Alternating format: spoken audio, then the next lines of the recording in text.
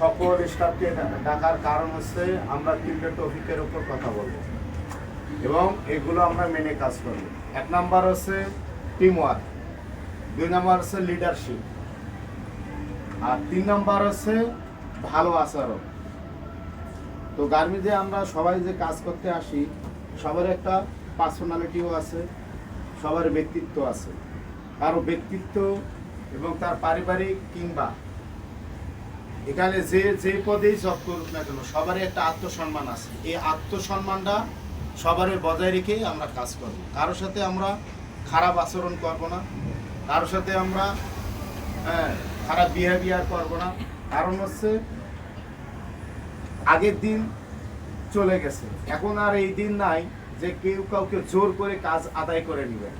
সবাইকে ভ্রাতৃত্ব এবং ভালোবাসার মাধ্যমে কাজ বেশি আদায় করা সম্ভব। সবার সাথে সেইভাবে আচরণ করতে হবে। আমরা এখানে আমরা আসছি প্রফেশনাল জবের কারণে। এখানে কারোর সাথে কারোর রেশারেশি আছে নাই।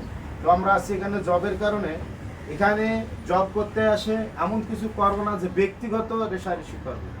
তো দেখেন আমরা কিন্তু এখানে চাকরি থেকে চলে গেলে একজন আরেকজনের যাতে সম্পর্ক বজায় থাকে। ধরেন বাইরে গেলাম, দুর্ঘটনা হয়ে গেল, কিন্তু আপনার সাথে আমার পরিচয় আছে, আমি দুর্ঘটনায় পড়ে গেছি, আপনি আমাকে সাহায্য করতে পারবেন।